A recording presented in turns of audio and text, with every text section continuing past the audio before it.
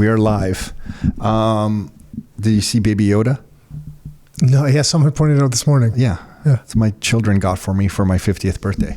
Baby Yoda. But it's crystal. It's a crystal Baby Yoda. Why Baby Yoda? Well, I guess I'm a Star Wars fan. Because you're a baby? No, I thought the way I looked at it you complain a lot around the house? Oh, definitely that. But I the way I looked at it was Baby Yoda was like, Yoda's really intelligent and wise. But Baby Yoda's like, it's like there's a lot to learn because you're a baby. So maybe it's like they gave it to me because they think, Dad, you're so wise, but you're smart. A lot to learn. But you're smart enough to know you have a lot to learn.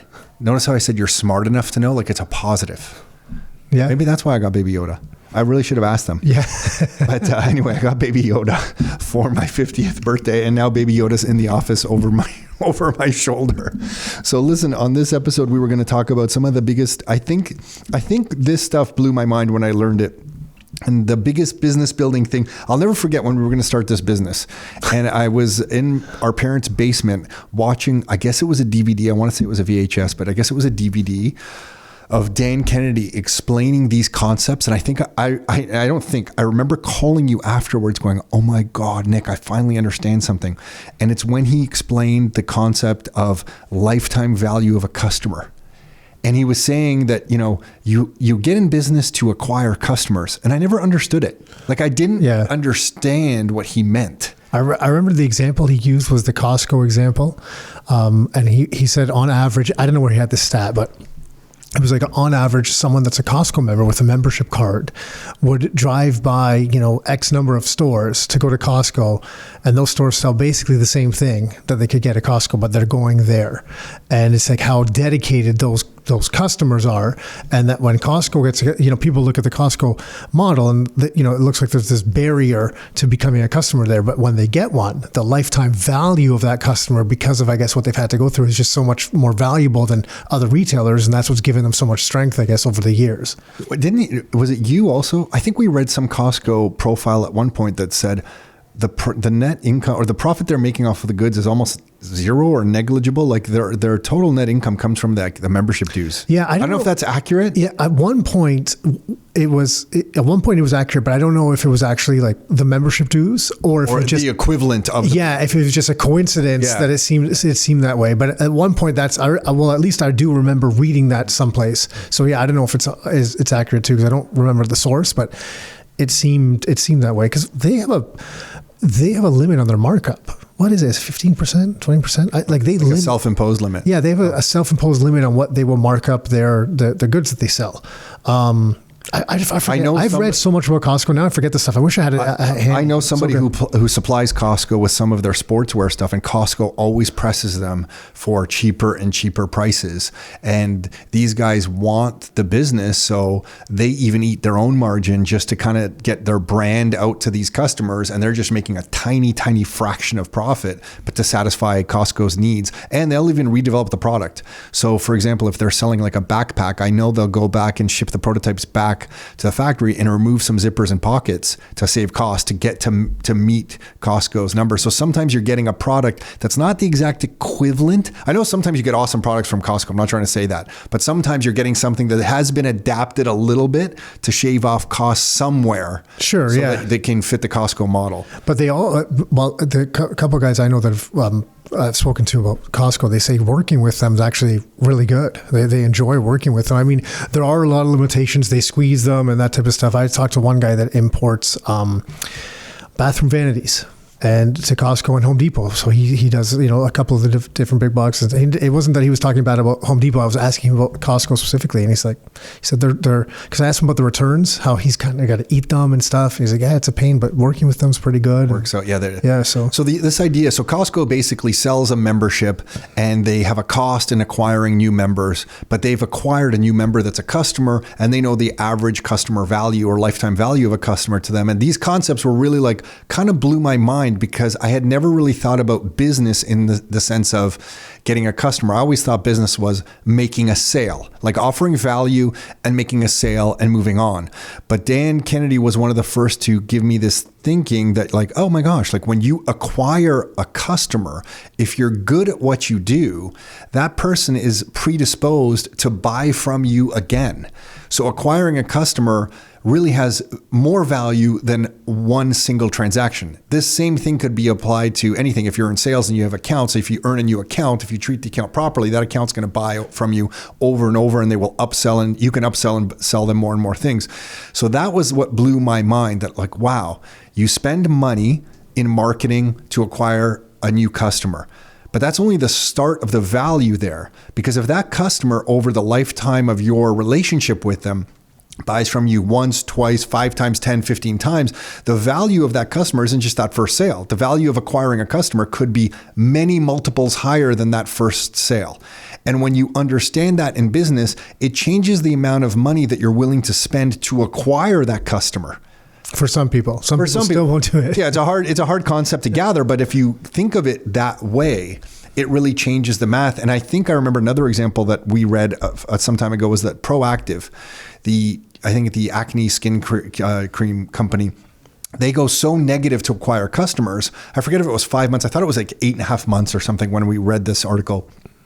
But it made sense that they're able to bankroll spending so much money that when they get a new customer, they're actually losing money when that customer subscribes to their creams for every month over the first 8 months. They're only making money after 8.5 months, whatever it is.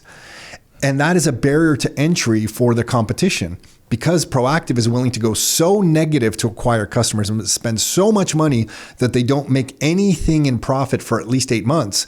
A competitor coming to the market has to match that. Otherwise, they can't penetrate the market share that Proactive is willing to acquire with so much marketing spend. So it's actually like a barrier that Proactive has put around its own business because they're willing to go so negative to acquire customers. And when I say negative, I mean literally spend more money than they make in sales for many months. Yeah, and when you say acquire a customer, that's basically to get someone to buy with them the first time, right? I think that's where people get. It can be hard because if you haven't gone through this initially, so if we look at, I'm trying to think of a monthly membership. Look at the gym membership and call it $100 a month, right? So the gym owner is trying to get a new member. It's $100 a month. Doesn't really know how long people stay for, but it might be a year. The average person stays for a year, so it's $1,200. So in theory, he or she should be happy spending $1,000 to get a customer, because over the course of a year, they're changing that $1,000 into $1,200. Right? Assuming there's no other cost of goods and that type of stuff, right? So it's a 20% return. So, but if you talk to the person and say, well, why don't you spend $1,000? Like, that's crazy. That's way too much. I want to do free marketing on social media, or I want to spend $10, or, and then, so you're trying to. They also have to bankroll that for a year. They could be losing money to get. I get it. Yeah. But I'm just saying just the logic itself, and I'm totally being simplistic here. Yeah. And it's hard to kind of, for them to just come to terms with being willing to do that in any way, shape or form. Because they don't get it. But in theory, if you're trying to get a $1,200 sale from someone because it's $100 a month over the year, and you're only willing to spend $10, you're just being too cheap. Mm-hmm. It's mind-blowing when you think of it that way, because in your example, when you said spend $1,000 to earn $1,200 over the course of a year, assuming you can get them to stay a year. So I know we're simplifying here that they do stay. Well, I was saying that they know that the average person does, which a lot of businesses won't know that number. Not until you start tracking and have a few years of data. But if they stay a year, you earn $1,200. To go back to your example, you could spend $1,199, earn $1,200. You're still ahead of the game because you're earning $1. Like if every time I had $1,199, I give it to you and you gave me $1,200 back, I should be wanting to do that with you as many times as humanly possible, because every time we make that trade, I'm earning $1. So you can really just go, right to the max. You wouldn't do. You'd buy Bitcoin instead because, for the $1, you wouldn't do it. But I know your point. Yeah. Yeah, no, the right answer is to always buy more Bitcoin. No, but I know your point. But you have to do some business to earn some money to be able to buy some Bitcoin. But it's like anyone selling anything online. So the best people that are the most successful online retailers. And we know some guys that have built some good Amazon businesses and that type of thing, different things online, on Amazon or off Amazon. And they know their numbers inside and out, and that's what they'll do. Because if they're selling a product for $19.99, well, then if they can spend $12 to get the customer and get $19.99, they're making $7. They're not worried about spending $1, and they might spend $16, $17 because there's their margin right there, that extra $2, and then they just need to sell on volume based on that margin. So I know the formula and what they're willing to spend will change slightly, obviously, depending on the business and their margins and cost of goods and delivery and all that type of thing. But once you work out those numbers, you have an idea, and then you just focus on how you can do that. So if you're starting a business, and some of the things that I think you and I would probably want to track, if we were working with somebody out of the gates and we wanted to track some stuff, it would probably be some things around cost per lead. How much money do we have to spend to get a new lead? Someone to raise their hand and express in some way, shape, or form, whether it's a phone call into the office or an email or a text message or something, that they are somewhat interested in doing business with us. How much does it cost to get that cost per lead? And we would do that probably by media source. Like if we were advertising on Facebook, we would have that separate than Google. And the reason I'm mentioning is because a lot of people that just look at free marketing channels, they'll be like, well, my cost per lead is nothing. And that's fair for those things, but it's hard to amplify the business when you're only trying to do that versus turning up cranking up the kind of the speed a little bit when you want to spend some money on paid for marketing. Yeah, this is the point I guess you want to get to. You want to kind of graduate beyond free. Most people with free marketing can't grow their business to any substantial way. I'm hesitating because there's always exceptions to of course, rule. yeah. But in most of the stuff that we see. So cost per lead. And then after that, it's usually going to be how many of those leads do we need to get to earn a new customer? And then that's when the magic happens, because if you know the cost per lead and if you know you have to get 100, so if your cost per lead is $10, and you know you have to get 100 people to raise their hand and express some sort of interest, either through direct messages or whatever you're tracking it. For us, a lot of the times it's getting email addresses or whatever. If you need 100 people, and for every 100 new leads, you get one new customer, and it's $10 per lead, now we know it's $1,000 to earn a new customer. And then you actually have some really good business intelligence about your own business. Because if it's $1,000 to earn a customer and what you're selling is like $1, well, you better sell a lot of those $1 items to that person to make it worth acquiring them. Or if what you're selling is $10,000 or $1,200 to your previous example, and we're acquiring at $1,000, things are looking rosy. So that's kind of it seems so basic to me at this point, but at the time, I'll just never forget when I first heard that. It was like mind blowing because I just never thought about that. Well, you got so much other stuff going on, and any entrepreneur or business owner does, to then take the time to sit back and start looking at those numbers. It takes time to put things in place to be able to do that. And if you're not familiar with it, it just seems like a barrier. So how would somebody how would they start putting things into place to do that? Yeah, it just depends on what kind of channels they have already. So for us, I mean, the way we would look at it is any marketing that we would do. So paid for marketing, well, anything really, but we'll use paid for marketing as an example. So if you're using Facebook ads, Instagram, TikTok, whatever, Google, whatever you want to use, we would be sending those specifically someplace that we could see how much traffic it's getting. So how many people are looking at that ad, and then from that ad, how many people are getting to whatever it is, web page that we're offering. Look, even if it's a phone call, we would have a specific phone number they would call, so we could see how many people called that number in any given week or month or whatever time frame we were looking at. So it doesn't have to be online, but so much is done online, right? It's typically going to be a website. And then we would look at how many people specifically went to that website. And then we would look at how many people opted in from that website. And that gives us that number, right? Because we know our ad spend, we know how many people got there. And then we know the how many leads we got. So if you're working with a business now, would you do anything where you couldn't track that stuff? Well, I mean, we do this podcast every month, every week, every multiple times a week. So there is, but nothing's an exact science. I think that's what I'm trying to say. So nothing's an exact science, but anything that we set up here, or anything that I was to set up in a new business, especially if I'm spending money, because we look at marketing as investment money. So we're investing money. I want a return on the investment. So if I can't track the return, then what am I doing? So that's why over time we didn't do much branding type things where you would do like a branding exercises with some media companies, because we couldn't track it. So it was of no use to us. Yeah. It was weird when someone first came to us. They're like, in the real estate investing community around here, like you guys have this brand. And I'm like, oh, that's weird. Like we never tried to have a brand, but I guess it's just a byproduct of, being in business for a certain amount of time.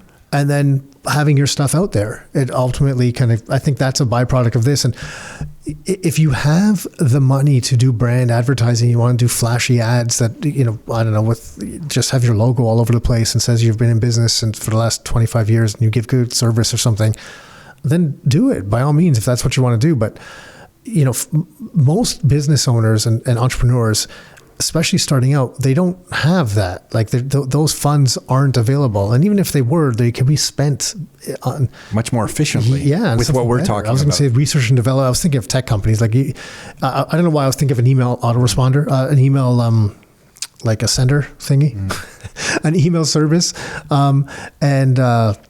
I was thinking, like, if you had something like that, then why wouldn't you spend it just making that product better and then be more efficient with your marketing dollars? Yeah. And I guess another way to look at it too would be, I was going to use a dollar figure, like anything under 10 million. Then I was thinking, maybe 20 million, maybe 25, maybe 30 million. Anything in gross revenues under that amount, you just shouldn't be spending on branding. But you could spend money on branding type things. If let's say you are selling horse apparel or horse equipment to the niche of, people under 20 in Ontario, and you sold the best, I don't know, horse. Yeah. So to Ella, you're trying to sell it to my daughter. If you're selling into that category, very defined niche, and you have like 70% of the market share, well, then maybe if there is a competition, you are going to do some branding exercises. Yeah, like you're sponsoring the shows or whatever. Because you are the dominant force there and people are looking for you. So you want to be in their face a little bit. So it's not really a dollar thing that would kind of stop me from branding. It'd probably be percentage of market share in your niche. And if you're at a certain percentage, then maybe branding. But if you're starting out and you have no percentage mind share or market share in your niche, to do branding stuff to me is almost useless when you could do tracking like we're talking about, cost per lead, how many leads to get a customer, cost per customer, and then lifetime value of a customer. Yeah, I think it's far more valuable. And I mean, I think you explained it better with that example than a revenue number, because I was struggling before with revenue number. And as you started speaking, because he's brought up proactive before, proactive from my understanding was, I believe it was $1 billion product. I think, they sold the business for $1 or $3 billion. I've no, so I mean, we're just pulling numbers at this point, but anyways, it's a very healthy business. And I don't know what percentage they ever did on branding, but I just know from looking at their marketing, which was the infomercials and the online ads and stuff, the vast majority was all direct response, where they're tracking everything that's happening. Exactly when are people calling on that infomercial? At what minute? What do they have to change? What celebrities produce these results? What is the price point? How do we bundle? All that stuff was being tracked. Like they were all into these numbers, and it wasn't, they didn't start at 1 million and then do it at a 5 million, 10 million, 20 million, and then stop. They kept going all the way. And I think there's something to be said for that. I mean, there's a number of different companies that will look at things like that, and they just know where their revenue is coming from with different things. So I guess the way to think about this is when we were using newspapers, Nick, we used special 1-800 numbers where we could track anyone calling from our marketing to see how many people would call from those newspaper ads, so we can track these metrics. But today it's easier because with something as simple as, like, I guess Facebook would probably be the easiest platform, because that's going to go to Instagram and face the older Facebook interface. You could run ads yourself pretty easily to a website. The older Facebook interface? Older Facebook. I don't know. I deleted my account. I don't know. Instagram and Facebook. It's like one is just like, oh, that's ancient thing. It really is. When I see the Facebook now on someone's computer, I'm like, oh, God. So the older Facebook interface and Instagram, you can really easily run ads to a specific website and track how much traffic you're getting to that website. So you can really get these metrics really easily. I'm just thinking for like somebody who might run a plumbing business and they're like, well, how am I going to do this? Well, you just run an ad on these services. It's easier said than done, because you need an ad that can get attention, and you need to offer people something that's interesting. But yes. But that's all the next steps. I just mean the actual it's pretty simple foundation process of what you need, because then it's just iterative. At that point, you can just keep playing with things and changing them until you get the numbers that work for you. Yeah, 100%. I think that's where most people really start with their advertising online. Probably TikTok now. There's more and more people doing that type of stuff on TikTok. And then the biggest differentiator for us was thinking about the lifetime value of a customer. So that, like, over the lifetime of your relationship with a new customer. So to go back to plumbing, if you get a new plumbing customer, let's say you service retail and not the big construction sites and builders, you are servicing retail. When you get a call from, a Roto-Rooter kind of situation, in the next 3 to 5 years, if that's the lifetime value of the customer timeframe that we're going to look at, how much revenue is that customer worth to you? Mm-hmm. And that was the big game changer for me, because I'm like, holy smokes. Acquiring this person once might cost me advertising dollars. But then if I just follow up with them and keep top of mind with them with good and valuable information through email or sending them self stuff, I'm likely going to get the next sale from them. Very high probability that I'm going to, because they already know me. Very low cost of acquisition to follow up instead of earning a new customer. And the lifetime value of that customer then can be something that I can look at when I'm trying to acquire customers. Yeah, that's the type of business that always kind of got me, because I'm like, that's a tough one, right? So taking the Roto-Rooter type as an example, because I agree with everything you're saying. It's just how long you just need a decent database to be able to go back and then start seeing that number develop, and what time frame do you give that someone has to call. But if you build up that customer list and follow up with it, it's so valuable. Well, then you could do upsells of like, hey, do you want your taps changed, or do you want your shower tap changed? Do you want this? Like, those are probably high margin activities that you can schedule into your slow periods with just a sale email that goes out, that you can extract more revenue from your existing customer base. Yeah, well, we have one property that we've had to get the drain done a few times now, because there's some root, because it's an old pipe to the street, and there's some roots that will grow in. So we already know, we know where they are. They're kind of hard to get to, but then to rip up everything, replace the whole thing is just a big job. So we just kind of do it on maintenance. In that type of scenario, a customer like us, if they just reached out or marketed to us on a regular basis or put us on a yearly plan, they're like, hey guys, look, this thing. It's a yearly maintenance plan. Exactly. During their slow times, right? We would just do it. And then they have an idea of kind of our value to them. And like you said, if someone does a good job, especially for that type of thing, if someone does a good job and you know them, you trust them, you just call them, they go in and take care of it, you're going to keep using them. Right? You're not going to shop around, or I think most people aren't going to shop around for a $20 savings someplace. Like if all of a sudden their rates triple and no one else in the industry does, some people are going to. So I know some people, but a lot of people won't, because it's worth it for the $20 just to have the peace of mind. So there are those types of things that you can do it, but it's those types of systems that it takes time to step back and not have to do the stuff you're doing every day. Because you're so busy trying to make immediate income, but you can't fault people. You need to feed yourself and pay your rent and your mortgage. But this is the future. You know how we talk about Now Bank, Future Bank? Everyone needs Now Bank, like you said, right? But you got to be depositing in the Future Bank as well, or you'll always be doing the same stuff. Right? At least that's how I look at it. You're always going to just be doing this, because you haven't made the deposit into the future bank to give yourself the opportunity to grow that business and move yourself into another role. So the way we think about the future bank is that if we have a relationship with existing people who haven't done business with us or existing customers, both of those groups together constitute what we would consider our database. Our database, and that database could be your email list. It could be an Excel spreadsheet of a list of customers. And to us, that is the most valuable asset a business can ever possess, is the database itself, a list of customers and potential customers, and your relationship with that. And I'll give you, Nick, just something came to mind as another example when you were speaking there.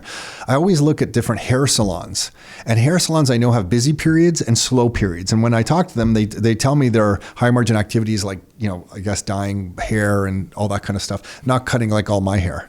Because my hair takes 20 minutes and it doesn't. All those strands. It's hard to get off. So I'm not like their most profitable customer. But if you have these high margin activities, they all seem to be centered around certain times of the week and certain seasons. So there'll be like wedding season and the holidays, and then just on average different days of the week. And I always thought if they just had a database of their customers that they actively engaged in some communication with, so that a relationship wasn't cold in between visits, you could fill up those seats that are not used on like the Tuesday morning or the Wednesday morning or whenever is the slow time by just blasting out an email and offering some discount on those times when your seats are slow to get new customers in, because you're not using those seats anyway.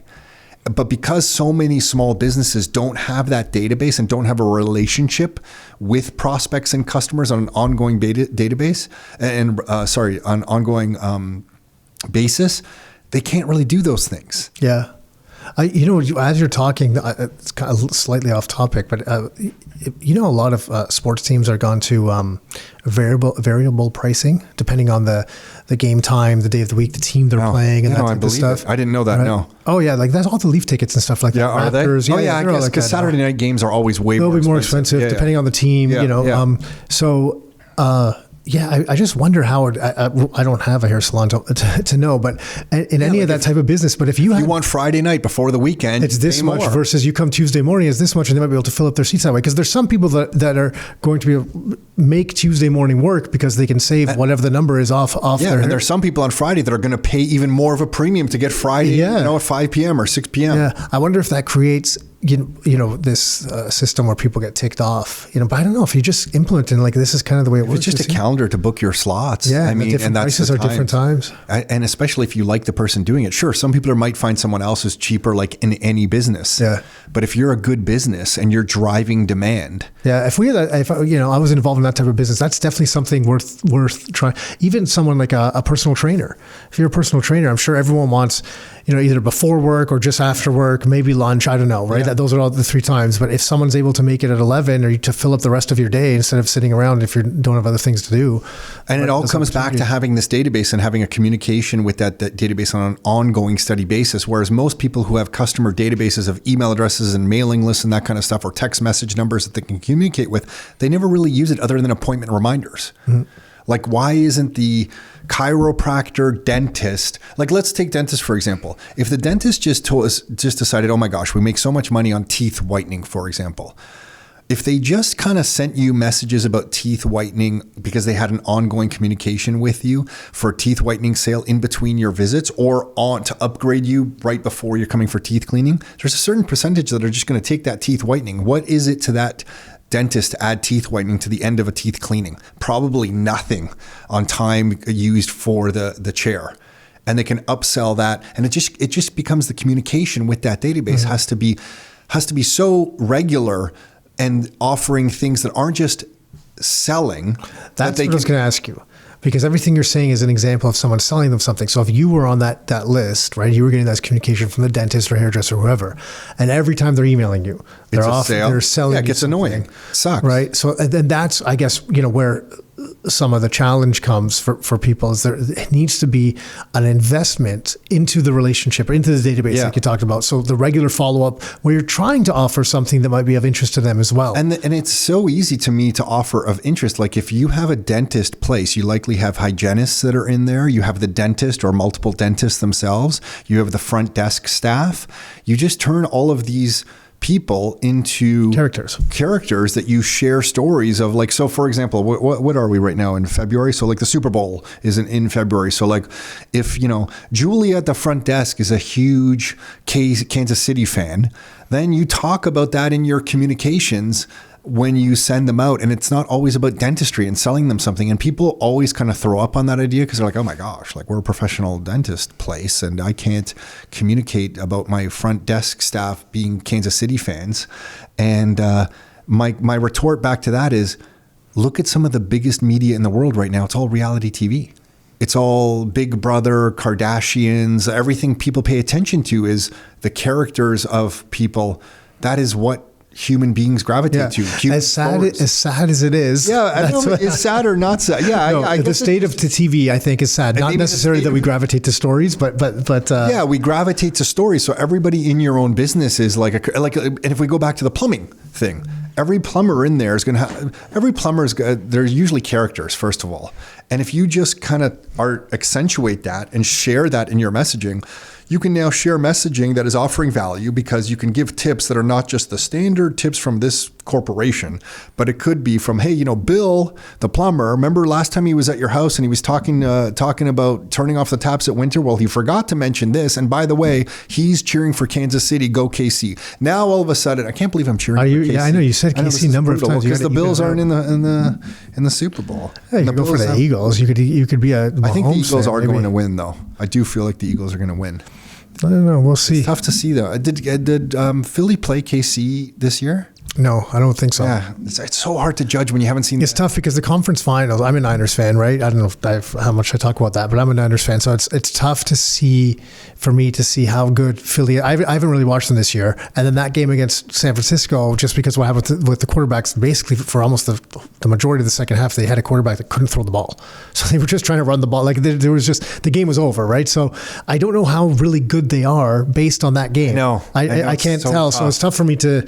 It's tough to see, but I mean, I know they have a good record. Complete to me, like they really seem. The NFC overall seemed weaker this year. They did, so I don't know. Except for Philly. Yeah, but I mean, San Francisco won a bunch of games. You know what it is? I think I don't want KC to win. I respect Mahomes. Like that guy looks like a Hall of Famer already. And how old is he? 27 or something? Yeah. He looks like he's a Hall of Fame lock at 27. I think I just want to hear Dan Patton talk about Mahomes.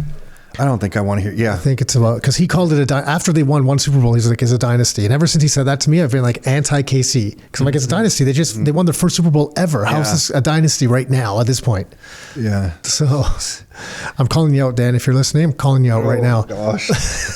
So like on the business side, I forget where we are there. Just the database. The biggest thing I think that we have learned is that follow up to your potential customers and to your existing customers will have a huge benefit to your bottom line. I think at one point we looked at it for our business and we're shocked at the percentage that comes from following up with people. It's pretty much the 80-20 rule. Yeah. Right? Like the 80% comes from follow up. Yeah. So if you have a business today and you're sitting on a customer list that you've never followed up with and you just regularly start following up with them, even if you're not doing all the personality-based marketing that we just alluded to and you're just doing basic follow-up, you are literally sitting on a gold mine of new business from your existing customers and potential customers because you've just never followed up with them. Yeah, and anyone that we've spoken to and we've actually managed to get them doing that in any business and a variety of different types of businesses, they've all appreciated it.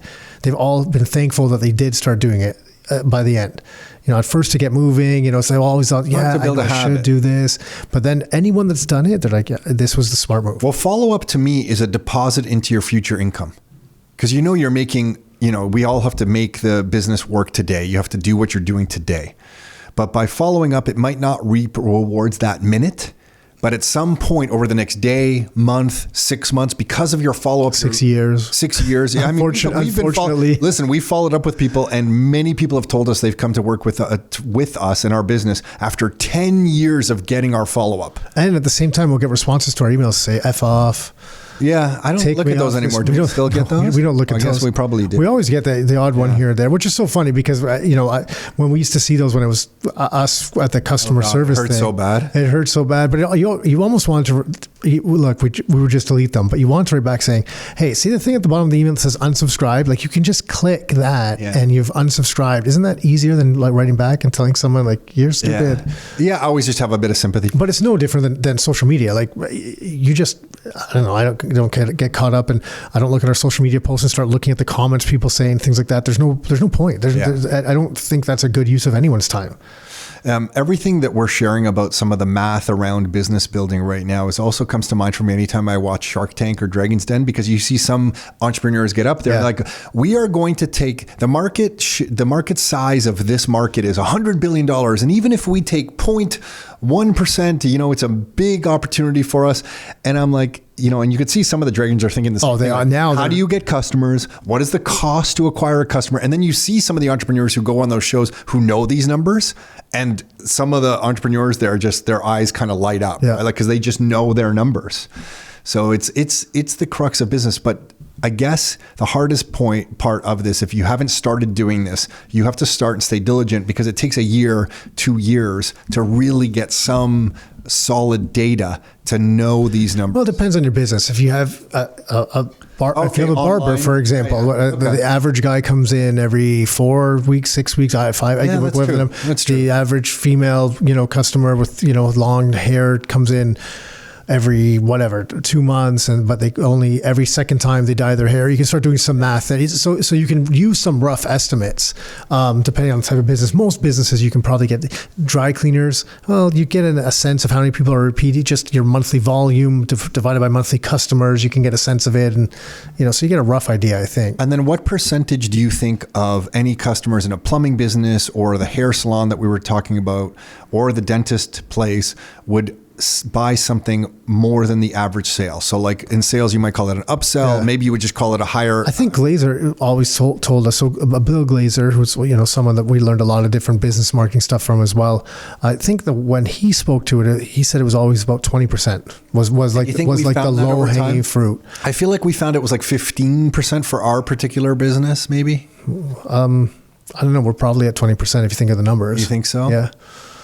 Oh, yeah. Got it. So we're probably, so I would say probably, so somewhere between 15 and 20%. We're actually right about 20%. Yeah. You're right. Huh. Yeah, I don't know. He might have said 15, but I for some reason. No, he said 20. Oh, yeah. No, I just thought for us, we were converting it like 15%. Yeah, I think, well, it just depends on how you do things and what the offer is, I guess, as a rule of thumb. So call it between 15 and 20%. Some places a relatively safe rule of thumb for people that are looking for a little bit more from a business that they do business with already. And so that was something that really is a game changer to your bottom line, because if 20% of your happy customers are looking to buy more from you or engage more frequently with you, that can change your profit margins on your whole business completely in a positive manner. So that's another big mathematical number that we've kind of learned is just 20% of your customers will spend more with you if you offer it. And most businesses that I'm exposed to are not offering that. And sometimes, like, I'm one of those hyper responsive customers, this. So that if I like a business, I'm looking to spend more money with that business because I want to support the business. Like, I'm a fan of the business. You should also join every referral program for anything you like ever. Because you promote it to everyone like you walk around the office, guys. Like, this is the best. Here's why this is the best coffee. I'll tell you. Here's why it works. Here's why this is the best coffee machine because it does this. Do you remember my disc profile? My disc profile was the what was it? What's I? Interpersonal or something? I was like off the chart on I. Yeah. I was like high D, high I. Yeah, super high on both. Yeah. You basically came back.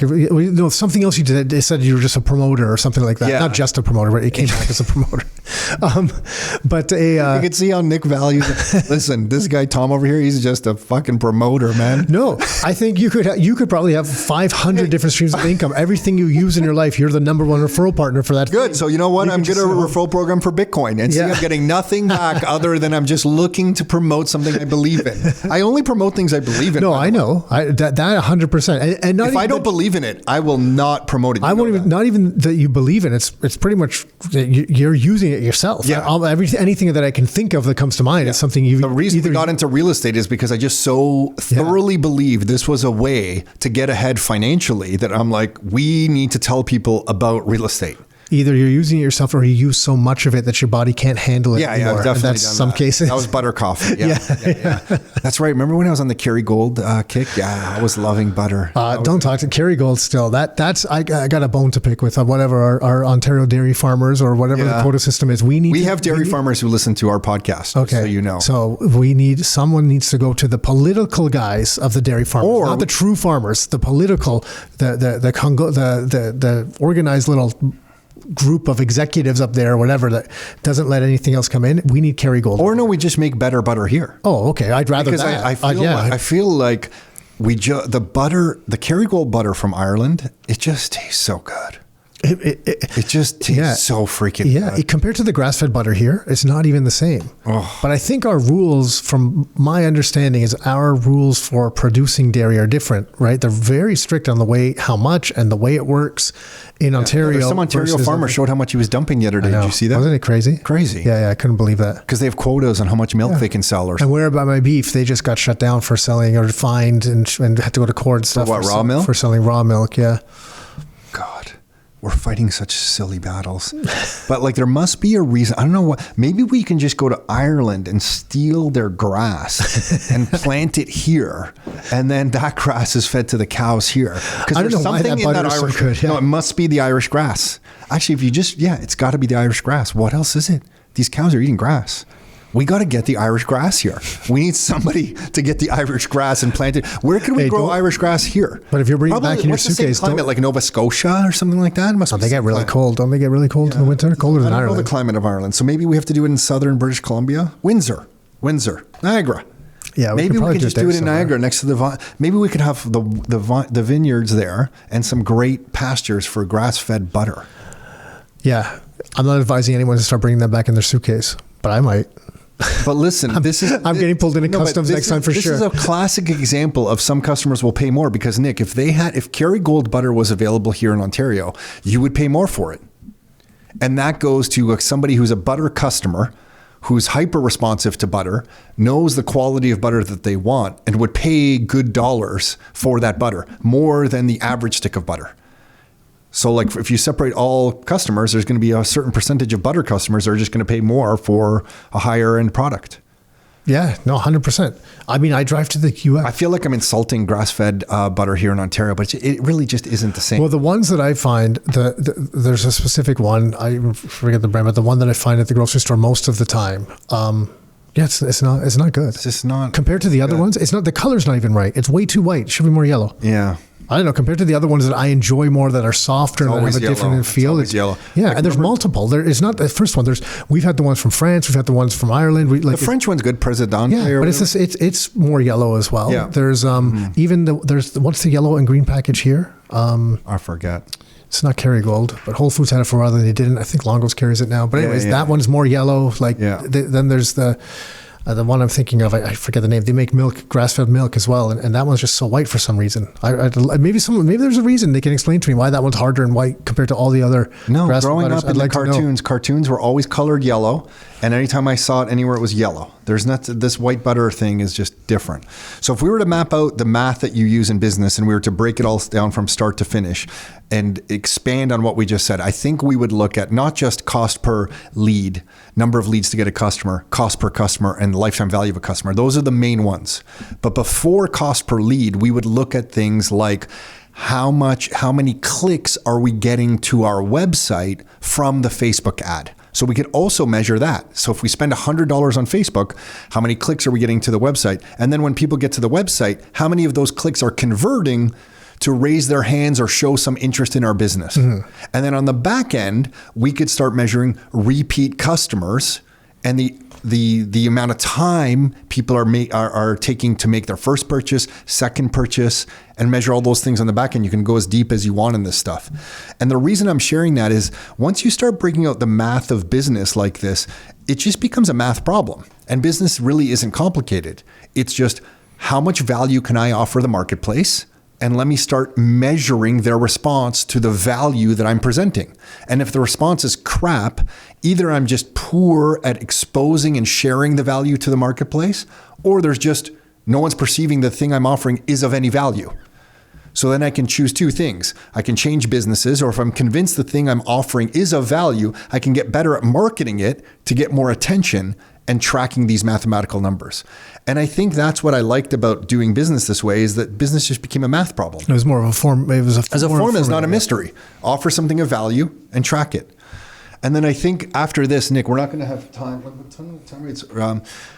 not going to have time to talk about all of this stuff. So maybe we talk about it another time. But one of the next things we were going to talk about is that once you have this stuff, you can build momentum in this by putting some systems around each of these components. And we'll save that for another day, because maybe we'll talk about some of the mindset stuff, Nick, because I think that's where a lot of people. Yeah. And that is a challenge, because when you're new at this, there is a lot of mindset stuff when you're going through this, this type of stuff that you got to be aware of. I mean, one, like we talked about, is just, being able to have a thick skin when you're going through things, when you put yourself out there, because a lot of people's fear is putting themselves out there in marketing or in follow-up, communicating with their database. Especially if you're going to use personality-based marketing and share, yourself or your staff into the marketing. You do have to get over that. How did we get over that? Because we both now will just gladly share anything going on in our lives in our marketing. I think I don't know about you. I think we kind of talked about this before, and you said maybe I had more of this younger than you, but I think both of us kind of were comfortable enough with ourselves that we just didn't respond that much to the negativity that would be thrown if anything came back our way. So we were comfortable putting ourselves out there. Like I was just didn't really, from a fairly young age. I just didn't care. Yeah, you had no need for approval. Most people have a need for approval. That's a better way to say it. I was going to say I didn't care what other people thought of me. So, which I didn't. In some ways I didn't. But as long as I wasn't out there being a jerk or taking advantage of people and doing that type of stuff, that's different, right? But if I was just being who I was and I wasn't harming anyone or, accidents, anything happens, there's accidents that happen, but I just mean I wasn't going out of my way to purposely be harmful to people or something. Then I just am who I am. And I'm like, I don't know, you like me or you don't. It's kind of your problem. But I know our mom kind of comes from that a little bit, I think. And she kind of had to grow thick skin, I think, with some kind of family stuff. I'm not sure, but that seems to be, I think there's some of that where it came from there. I'm not sure. So in business, then, definitely it helps you to have no need for approval from others, because I think when you're putting yourself out there for the first time in any way in business, in any different way, you're going to be attacked. Well, I don't think you're attacked by isn't the right word. There's going to be some people that don't. You might feel attacked. Yeah, there's going to be some people that don't like. Look, if you walk into a room of 500 people, 1,000, 100 people, whatever it is, there's a percentage of people in that room that are going to like you. They're going to like who you are. They're going to get along with you. There's a small percentage that you could be great friends with and hang out all the time. Then there's a slightly larger percentage that they like you. You could converse and they don't mind seeing you. You guys can have a couple laughs together. Then there's, a larger percentage that don't probably care for you that much. They're just like, they're indifferent to you. And then there's a small percentage on the other end of the spectrum that don't really like you. They don't want to hear from you and that type of thing. And that's nothing to do with you. That's just numbers. That's just our society. That's just any group of humans. Yeah, human nature. Yeah. We just have different personalities. So I think it's just a numbers game. So you just got to come to terms with that and be comfortable not being all things to all people. Like if someone's listening to this and they don't like us, well, that's cool. I mean, that's no problem. You listen to something else. Someone's listening to this right now looking for reasons to hate us. Yeah. Sure. So maybe we said something today. Maybe they don't like grass. Maybe it's the dairy farmer and they're pissed off at us now. No, they're probably just, they're probably agreeing. They're just pissed at the restrictions they have on them. But yeah, I think that's what it is. So it's just being comfortable with that. Like you don't have to be all things to all people. And when you're not something for someone, that's okay. Like that's actually good because it allows you then more bandwidth to fit someone else into, whoever you're speaking to. Focus on your people. Yeah. If someone's in business or starting a business or going to start marketing for the first time, that essay that's online about 1,000 True Fans, I forget who the author is. It's so valuable. Evan Kelly, I think. Is that who it was? So. I forget. But it's so good. Like it's so simplistic. Right. And it explains that is such a great art. You don't have to be all things to all people. You just need, for any business to be truly successful, you just need 1,000 true fans. And what you do and what your everyday, the business activities is you serve those, you create value or give value to those 1,000 true fans. And if you focus on whoever those people are, that's kind of all you need to do. So that's a huge point. And I think where I was coming to with the comment, I like where you went with it better, was that when you do marketing that is not approved by the industry association that you're in. Yeah. So if you're part of the plumbing association or the dentistry, I'm sure there's the Dentist of Ontario's association, and they probably have like rough professional guidelines for the way you advertise as a dentist. And if you don't fall within those guidelines and you go outside those guidelines, people in that community are probably going to chuckle, laugh behind your back, or whatever, make fun of you in some capacity. And you can't have a need for approval from those people, otherwise you'll just never get ahead in your marketing. But I think I like the way you went with it better, that you just need 1,000 true fans, and not everyone's going to like you. So just do whatever just be true to yourself and try to look for those 1,000 true fans. I think the same thing that helped us, Nick, and it helped me hear it this way, was a similar concept, was to have the mindset of an immunity to criticism. That like when you get into business, some people are going to criticize you, and you have to let that roll like water off a duck's back. Because if you don't, you're going to internalize that criticism, and it's hard. When we started, when you're talking about like people unsubscribing from our email list and putting like "fuck you" in the thing or whatever, yeah. And we would internalize. I think I said "f you" just for the record. Really? Yeah. Okay. FUCKU, and you feel horrible. Like you internalize that. Oh God, it was like my heart got ripped out. Yeah. So you have to develop this immunity to criticism where people are just going to be who they are, and you're on the constant lookout for your 1,000 true fans. Yeah. I was listening to, if anyone listens to Joe Rogan, you know, like lots of people that come on his show, and I was listening to a podcast, one of his episodes recently, and they were talking about, it was that couple, or not, I think they're a couple, but it's two people that, they host the podcast Breaking Points. I think it's some political podcast. Anyways, it's like one person on the right, one person on the left, and they discuss things, but they discuss things like in a good way. So he's had them on a couple times, but they were talking about comments online, and he's shared this on a number of things. He stopped reading all his comments a long time ago, and he tells other people. Obviously, I'm not equating us or the average entrepreneur to the volume that celebrities or someone with that type of following would get, but he tells everyone, he's like, I stopped looking at that stuff a long time ago. I had to, just for mental health. Mm-hmm. But so many of people, and even people that you think would be comfortable not looking at it, just comfortable in themselves, they look at it and they get caught up in it. And it's just, you just got to move on from that. Mm-hmm. Totally got to move on. It's in our world for sure, especially when it's like all electronic just being shot at you. You just forget it. If you're doing the right thing for the right people, if you found the right people for your market and you're doing right by them and you're creating value for them, the rest is just noise. Hearing you say this, I'm like, how did we kind of learn all these different concepts that have helped us? And what we're sharing might not help everyone, but definitely helped us. And I think it was just a lot of different books. And something just flashed to me. The couple books on these subjects that really helped were, first of all, was self-image. I don't think either of us had a big problem with self-image, but it's Psycho-Cybernetics. That book, multiple people have read that book and given us feedback that it's really helped them with their personal self-image. So if you're listening to this and you struggle with any self-image problems at all, check out the book Psycho-Cybernetics. I forget the author, co-author. I think Dan Kennedy bought the rights to it. He's like the co-author. Maxwell, I feel like, Dr. Maxwell. Maxwell or something. Maxwell Maltz? Maltz? I think it's Maltz. Like that, M-A-L-T-Z, I think. So Psycho-Cybernetics. And then on the marketing front, Nick, two books really stand out to me. It's, do you remember Chet Holmes' book? Yeah. The Ultimate Sales Machine? Yeah. I forgot that book. Smoke. Yeah. I even forget almost what's in there, but I remember after reading it. He was mapping out, because it was all this stuff that we kind of knew, but he was putting it into this book and outlining it also. I think it's called he passed away, I believe. I would hate saying that, and he didn't. But no, I agree, because we had him lined up for one of the podcast, like a monthly audio, and then he had passed away before the thing. Yeah, I remember. I'm pretty sure that is what happened. Unfortunately, the ultimate Sales Machine. Yeah, Ultimate Sales Machine by Chet Holmes. That book is absolutely incredible if you're interested in this stuff. And then another book would be Michael Masterson's book. That's his pen name. Ready, Fire, Aim. So if you want another book that talks about some of this stuff, and that one, Michael Masterson. There's a lot of these that we went through. I forgot about all. How do you remember the names of these? I'm not good at that. I remember some of them just really hit me. Like the Ultimate Sales Machine. I remember reading. I think I got to the 3rd chapter, and I was like, I've already taken enough from this book that I can put it down. Because he doesn't just go into marketing in this book, he goes into sales. Because I think he worked with Tony Robbins, and a lot of the stuff he was taking from what Tony Robbins did, because he was the marketing guy where they measured everything, and Tony Robbins' infomercials and all that kind of stuff. And the Ready, Fire, Aim book, we got a chance to meet Michael Masterson. His real name's Mark Ford.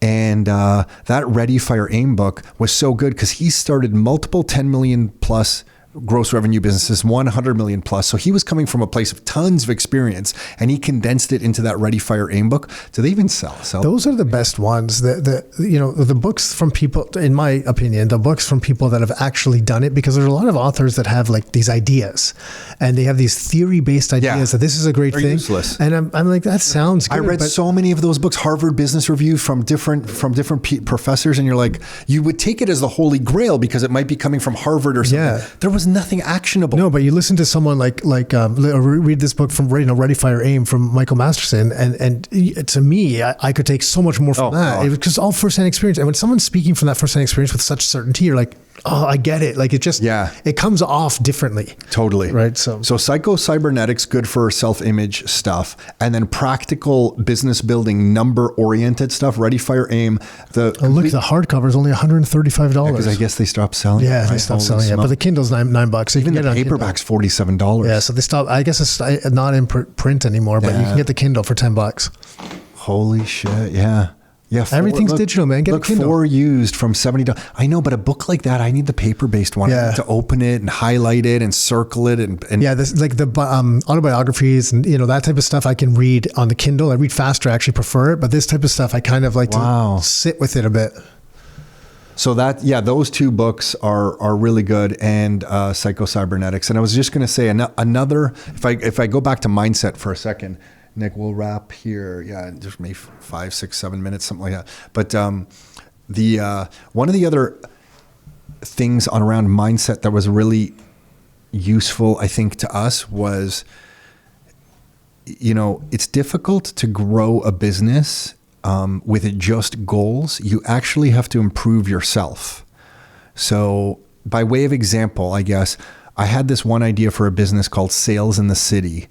And that business, the idea was I was going to get all the newspapers, because back then all the flyers still came out on Saturdays and Sundays. And I was going to group all the sales and put out this email list. And it was going to be something that people want. This was early. This was super early. This was dial-up internet days. Yeah, this was way back. Yeah. This was early. Yeah, I don't even own the domain name anymore. But and I thought, what do people want? And I go, oh my gosh, people want sales. So I'll aggregate all the sales from the newspapers. And I thought I was brilliant, because I'm like, Carol will love doing this. I since then learned that, Carol will enjoy going to a sale, but to like scavenge all the information up from newspapers and put it into an email list, not really the most exciting thing for her. But we'll gather up all the sales, put it in an email, and offer that to people on a weekly basis. And this email list just started growing virally. And we got a media in Chatelaine magazine, didn't even pay for it. Like, they just picked us up and put us in Chatelaine magazine. And I closed it down because Carol wasn't really happy gathering the sales. I really wasn't happy because I didn't believe in retail sales. And I started to learn that like some of the shoe stores like always had like a 60% off sale. Like, it wasn't a real sale. Like, they just always had a sale. So I guess whenever you're looking, it looks like they have a sale, but like every week they had like a different sale. So I was like, this is like kind of bullshitty. It's not like really a sale. So I kind of got disenchanted a little bit, and then we just stopped it. And I think it was like 4 or 5 years later, that's when Groupon came out and then went public. AJ, Groupon, there's all these ones that came up, but Groupon went public for $1 billion, and it was basically the same concept. But the reason I'm sharing that is I wasn't the person to grow that business. I didn't have the business background. I didn't have the marketing knowledge. I didn't have the operational background. I just wasn't the person. So there's 2 sides to business. It's understanding a lot of the math that we're talking about here, but also you have to work on yourself as a person. And sometimes that's developing your business building skills, but also developing your character and who you are. And I think for me, really what helped me as a person evolve, not that I'm perfect by any means, but was deciding that I'm going to live by principles, do the right thing, treat others as you would treat yourself, and give 110%. And not that I'm perfect on any of those, but I strive to do well in each of those categories. And somehow over years of trying to live with those principles and staying in integrity with those principles helped me evolve. And it helped me in business become the person that could grow a slightly bigger business. And I know we've followed those principles in this business for a long time.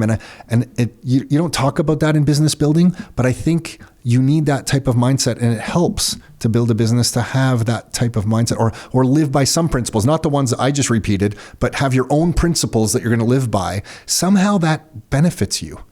Yeah. Yeah. I think, I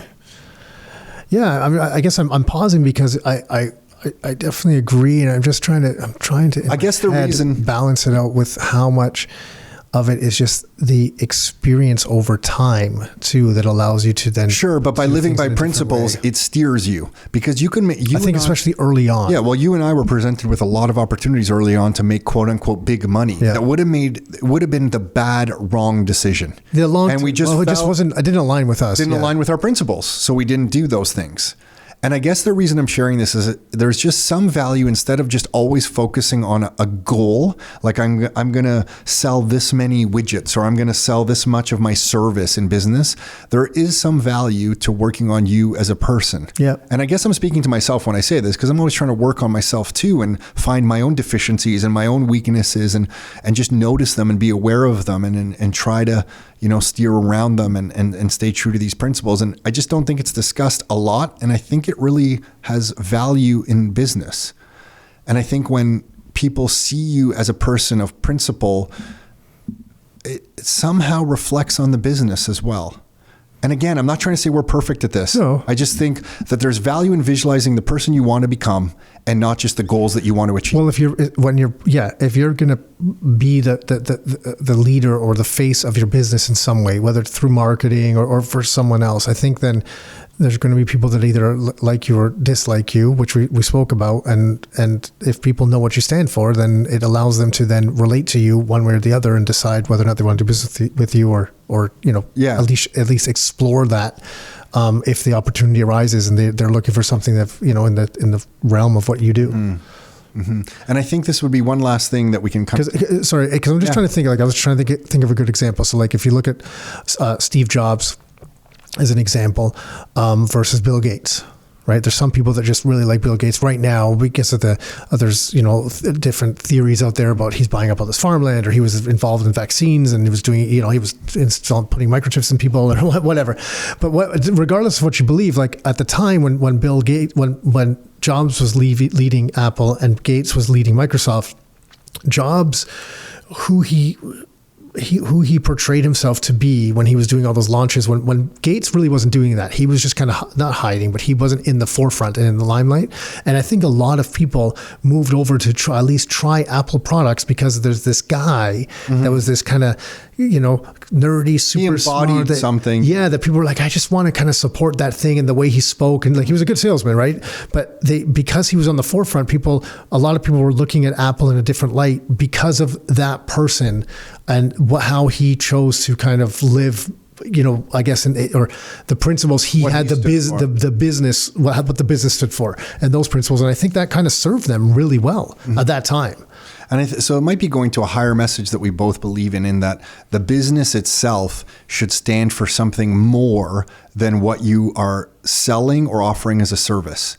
And I think Apple did that really well. So Steve Jobs as a person, to your point, like what he stood for and the principles that he stood for.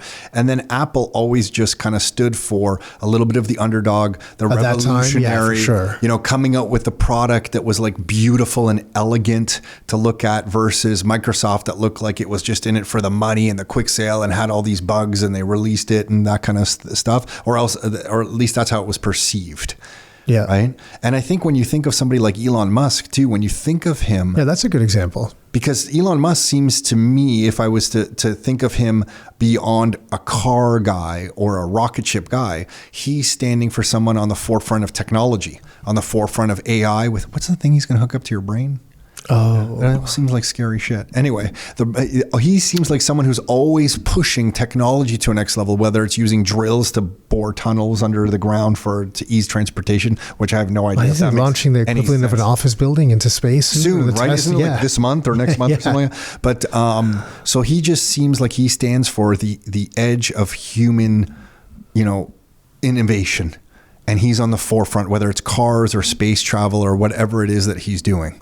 And he always has been in PayPal before, right? He's always like him or not. It's not about liking him or not liking Elon. It's just about that. Just kind of that's it's almost the principles that he goes by that he then trickles down to the companies. Yeah, exactly. And I think the company itself can stand for something more than just the product. Like I think Tesla rightly or wrongly, we can argue about climate and if electric cars are saving the environment, like it's all like, or if they're supporting child labor. Yeah, like it's a mess. Let's face it, behind the scenes. But if you just look at the image that a company like Tesla is portraying, or the mind space it has in most people's minds, is that it's electric cars saving the world. Mm-hmm.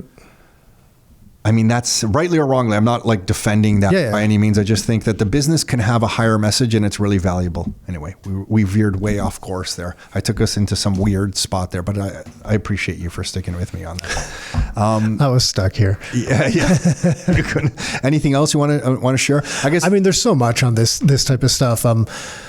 That's yeah, there's just so much. But this has been essential, at least for us, and it was just kind of groundbreaking when we learned it. But I think it's what helped is when we saw it in practice. We were fortunate enough to see it in practice with a number of different businesses, and it really kind of hit home. We're like, wow, this this was something that we think could be really valuable. And then it's really changed the way we did things. Yeah. And it's well, I think if we go to a business now and you ask a couple questions and the business owner or operator doesn't have the answers, you immediately know there's so much potential in this business that is not happening. It's so obvious when you watch Shark Tank and they ask these questions, and if someone can't answer them, it's like, it doesn't have to be Shark Tank, but that's the most widespread example that you can use, right? Or Dragon's Den or a show like that. And when you see it, it's just, when you don't have the answers to these questions, you almost don't have a complete, there's a real you gap. have an idea. There's a gap in the business still. Yeah. And whether or not the business already generated revenue is past the idea stage, there's a big gap there. Mm-hmm. And it's hard to determine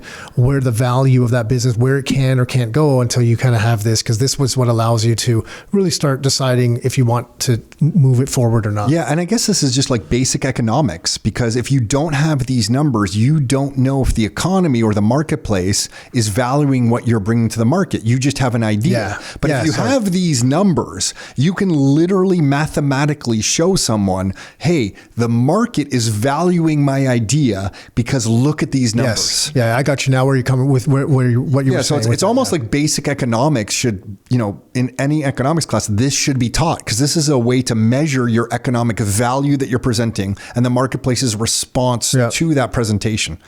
Anyway, thanks for hanging out with me. Hey, thanks for tuning in. You can find every new episode of the Your Life, Your Term show on all the major streaming platforms. So Spotify, iTunes, Google Play. And if you'd like to get free copies of some of the books that we've put together, like these right here, or some of the reports that we've put together, like these right here, you can find all of those at www.rockstarinnercircle.com. That's www.rockstarinnercircle.com. That's it for now. Until next time, your life, your terms.